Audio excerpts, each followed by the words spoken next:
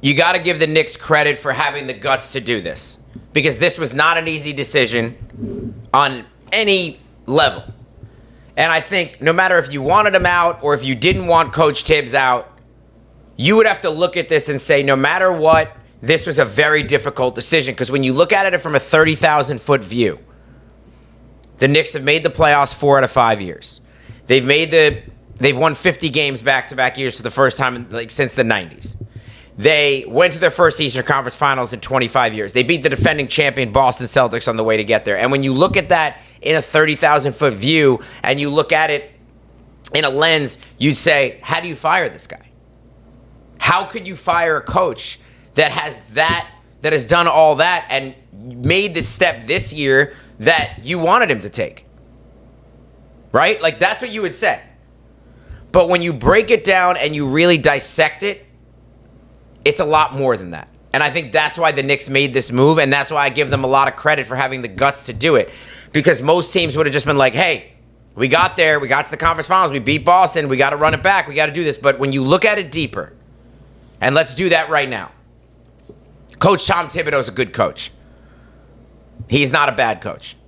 And he especially gets teams that are not championship level teams to outkick their punt coverage, so to speak, to outperform their talent level, as he did with the 2020 version of the Knicks, the Julius Randle-led version without Jalen Brunson.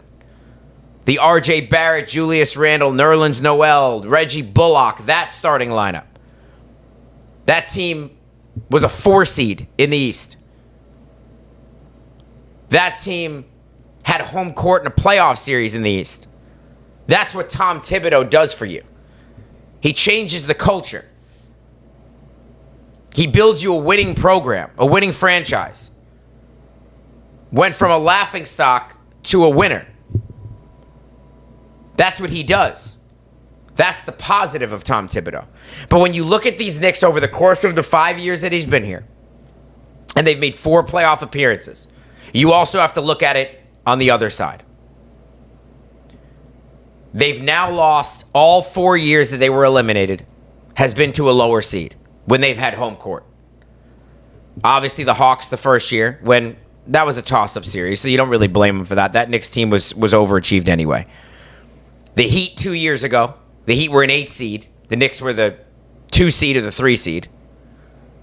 Last year, the Knicks lost to the Pacers when they had home court. They were the 2 seed. And then this year, they were the 3 seed and again lost to the Pacers, who were the lower seed, and they had home court. That's 4 out of 5 years you've lost to a team that you were favored to beat. And when you break it down even further and you look at the process, right? Because this is not just a results thing, it's a process thing.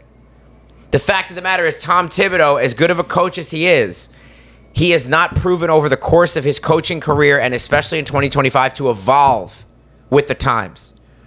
To not only evolve his offense, but also evolve his lineups and his rotations and expanding that in 2025. And it showed you in this Indiana series when he finally was willing to play his bench and try something different. And they were some of the best guys that the Knicks threw out there. And they made a huge difference in the series. And in a weird way, that almost hurt him. Even though it helped the team, it almost hurt him as a coach to not play the bench the entire playoffs. And then as soon as you play them, they make a huge impact on the series. It almost makes you look worse when that happened. And I think even more importantly, and look, when you get a team, a brand new team like this right before training camp, a year is not enough to really get the max out of it, right? So you don't blame him for they just got this team and this is how far they went. But at the end of the day, it's also about maximizing the talent on your team. He did not do that with this team. Jalen Brunson and Karl Anthony Towns, and putting a starting lineup around them with the roster you had, and I don't blame all of this on Tibbs. I think the roster was a bit flawed this year from Leon Rose and company. I don't think this is the best roster he put together. But with that said, Tibbs had enough where he could have tried different things this year that he was not willing to do. try different lineups. You saw it wasn't until game 3 you had 10 different lineups. We've never saw one of these lineups the entire season. How that's even possible? That you don't even try any of these constructions during the season when you have 82 games to try things out. You don't even do that. That's an indictment. And you don't try any 5-out lineups with Jalen and Cat to maximize their offense, which the Knicks never did. Deuce McBride played less than 5-0, less than 50 minutes, 5-0, with the starters this year. The best guard athlete they have, guard defender, and probably guard shooter that they have. They didn't play him once with Jalen Brunson, with Towns, with Bridges, with Anunoby. Didn't play him once, not in the postseason, not once. And only played him less than 5-0 minutes the entire season. Hard to believe. Because as good as Josh Hart is and what he brings to the team, he can't shoot. He's not a good shooter. And teams started to figure out as the season went along to take Towns out of the offense and run him off the three-point line. We're just going to put our center on Hart, who's not going to shoot anyway. And as Bridges' shooting rapidly declined as the season went on, it put the starting lineup in a bind where Brunson and Towns were basically playing 3-on-5 on offense. No shooting around them. No way to maximize their offensive skill set. No Shamet, no McBride. No, those guys were barely playing, especially with that lineup. And I think because of that, because of the rigidness, because of the stubbornness to change, that's what ultimately got him fired. And you heard it during the season. Mikal Bridges, an Iron Man, never missed a game. He complained about the minutes. That was very telling. The fact that you had a player, an active player on the team, complain to a reporter that he thought the bench should play more because the minutes were too high. Think about that. Think about that. You never see that. And I think that was the beginning of the end for Tibbs. That was the beginning of his job being on the hot seat. And then we took it to the end of the season when they didn't play well against Detroit. They were very fortunate to come out of that series. And you heard going into the postseason, hey, if the Knicks lose in the first round, Tibbs could be gone. Hey, if the Knicks get swept by Boston or losing 5 games in the second round, Tibbs could be gone. You heard that all throughout the season, towards the end of the season. Well, the Knicks beat Detroit, but they didn't play well doing it. That series was, I think, decided by less than 9 points the entire series. That could have gone either way. Detroit is not a great basketball team. It was a series the Knicks should have handled easier than they did. They didn't look good playing in that series. And a Hardaway call away maybe from losing it. Then they go to Boston, and this is where we talk about the process, chat. This is where you talk about looking at it from the inside and digging deep on it, dissecting it, and not just looking at it from a 30,000-foot view. The Boston series was very fool's gold.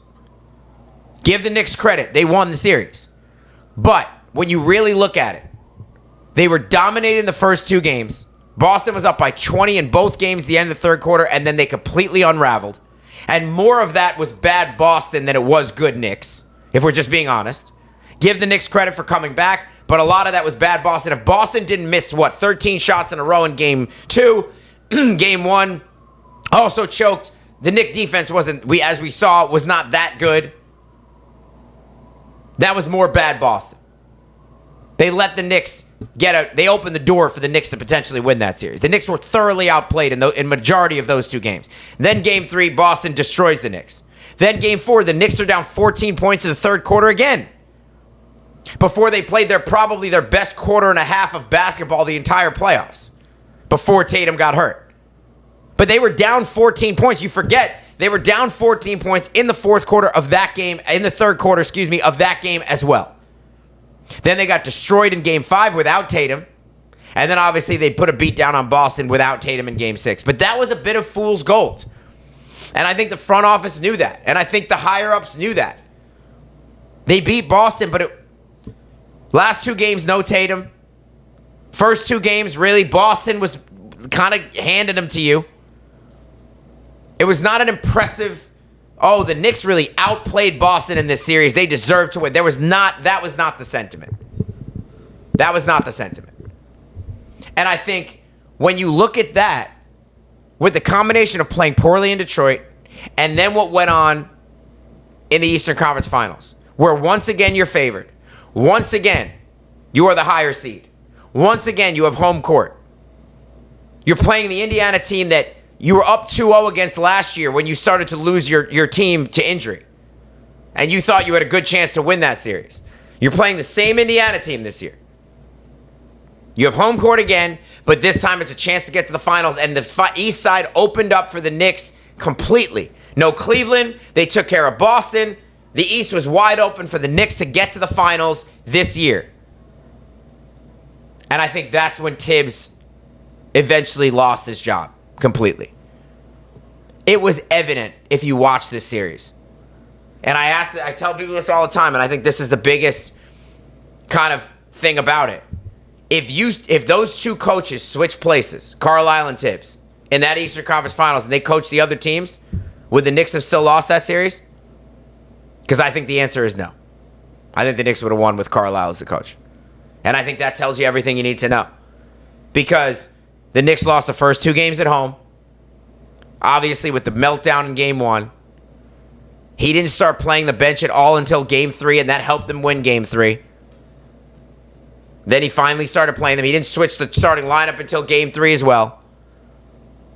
It took him that long to make major changes, even though the Knicks starting lineup was one of the worst in the entire NBA over the second half of the season and the playoffs. Still no change. And that's the fact of the matter. No change. Coach Tom Thibodeau is not willing to change. Doesn't make him a bad coach. It doesn't mean he didn't do a great job with the franchise, because he did. He made them respectable again. He made them competitive again. But at the end of the day, if you want to go to that next level and you want to win a championship and you don't think this guy can do that and he's not willing to change or evolve with the times, then you need to go get someone that can. And if this next guy's not it, then you got to keep trying until you find that guy. Because you have a window right now. Boston is not going to be there next year, most likely. The East is going to be open. Again, barring something unforeseen. You have Jalen Brunson in his prime. How many more years does he have of that? Who knows? How many more years can these guys stay healthy? Who knows? Injuries happen all the time. We see that. You have a window right now. You've got to take advantage of it. And I think the Knicks front office told you today, and if you're a Knicks fan, you got to feel great about this, because what they told you today, they have no allegiances to anyone anymore. They're trying to win. They're going to do whatever they think they need to do to win. And it doesn't matter if that's Leon Rose firing his good friend, because Tom Thibodeau was his good friend. Firing his good friend Tom Thibodeau, it don't matter. Because they want to win. And if they don't think you can do that for them, they have no problem getting rid of you. And that was a big, big move and a big message they sent to their fan base today. And I think if you're a Knicks fan, whether you like the move or whether you think they should have kept Tibbs, and we know there's a faction of people that wanted to keep him, there's a faction of people that thought it was time to move on. But regardless, you have to appreciate and respect the guts that the Knicks front office did today. Had today. Because that was not an easy move. And they're getting criticism from a lot of places, especially in the media, especially the old heads in the media, who think he didn't deserve to be fired. Got him to the Eastern Conference Finals. We know the narratives. They're getting crushed in certain places. They knew they would. But you know what? It took guts to do that. And you got to respect them for having the balls to say, you know what? We don't think this guy can get us over the hump, and we're going to go find the guy who can. We're not going to waste any more time doing that. And that's something you have not always seen from this Knicks franchise over the years. Them willing to put winning above everything. They've not shown you that at times. Well, this front office showed you today they put winning above everything. And as a Knicks fan, that's got to be refreshing. That's got to be let's say refreshing. That's got to be very refreshing. Because we know what the Knicks fans have been through. We know all the front offices they've been through, all the head coaches they've been through. We know it's been 14 head coaches since the turn of the century. We know all this. But now this team is different. This is not 10 years ago. This is not 8 years ago when you needed to hire the right coach to get the most out of the team. This team is a talented group now. I could coach this team to 45 wins. And I can't coach. So now it's about, I don't think anyone's going to come in and screw up the team. I think they're past that. I think they have too much talent for that. You want to bring the guy in now that's going to take you from 50 wins to 60 wins and beyond in the playoffs. That's what you're looking for. So before we sign off here, let's quickly go through some options that we heard. Let's quickly go through some options that we heard. I'm going to pull some up right now, chat, so give me a second. Let's see what the options are.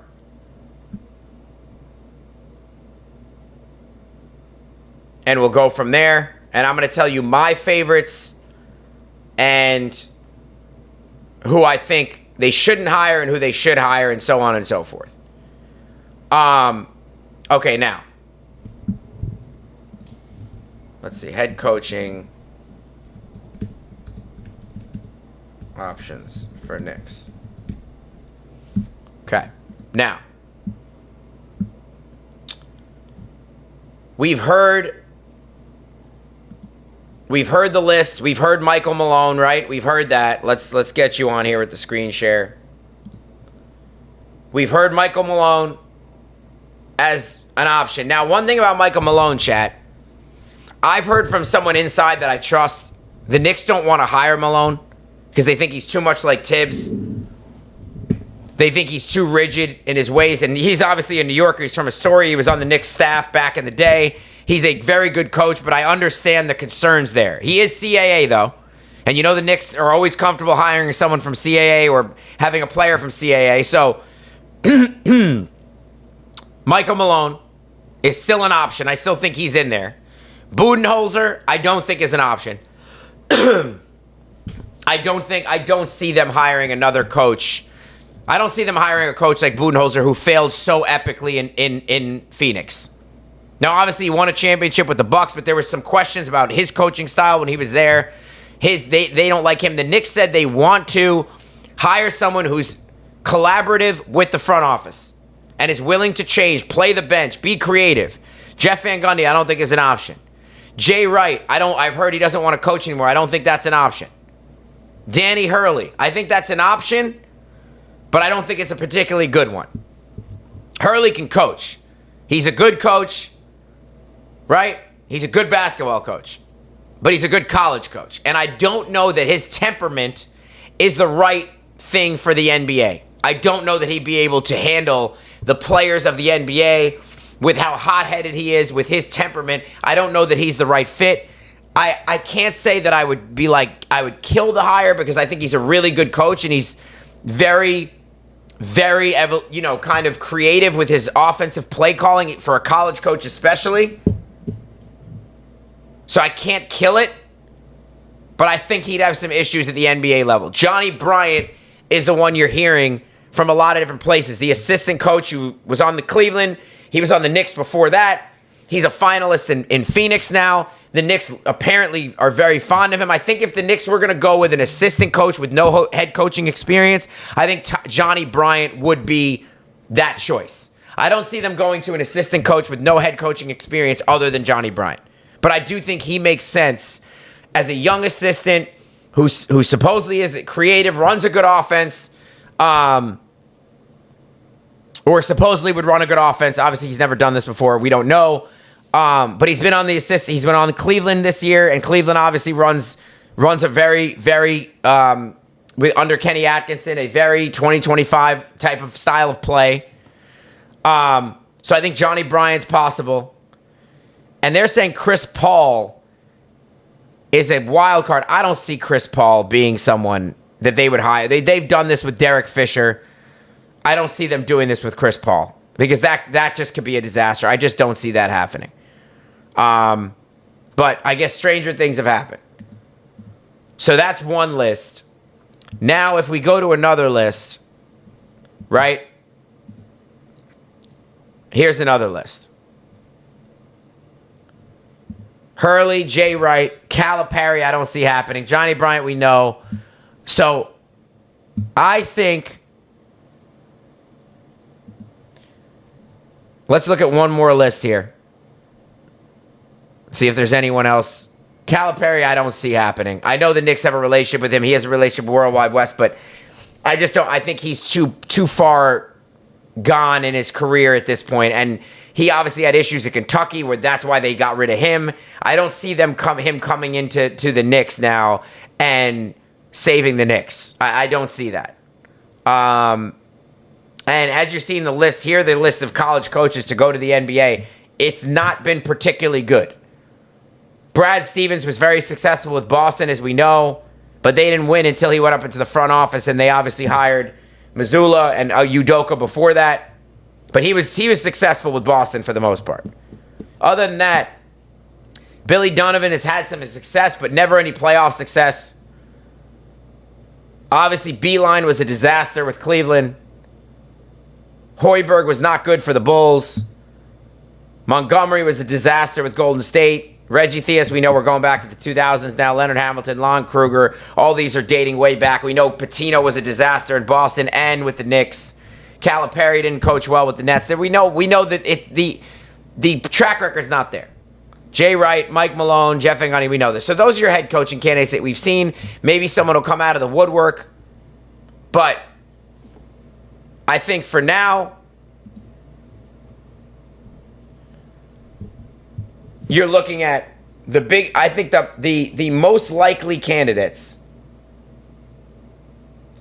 The most likely candidates are Mike Malone. I still think you'd have to say is a candidate, even though I've heard that the Knicks don't want to hire him.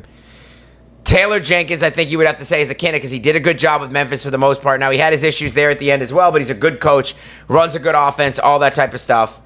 Creative, plays his bench. I think he's an option. And when you look at the CAA guys, I think you got to look at Danny Hurley. I think you got to look at, obviously, Johnny Bryant because he was an assistant there. I think he's probably the leader in the clubhouse right now. And I think that's where I put it. Johnny Bryant's probably the leader. I put Malone. I put Jenkins. I put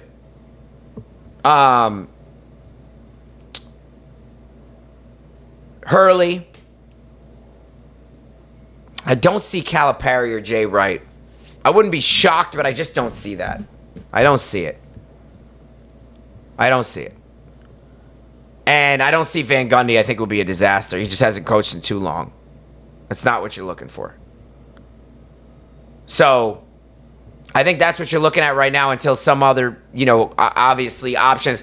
I think unless you want to discuss coaches on other teams, right? Which is it possible to get Jason Kidd from Dallas? I've heard that's not impossible. That's something you would look at. Kenny Atkinson from Cleveland, New York guy as well, was on the Knicks staff originally. That's not impossible if you could do that. I think those would be two good options.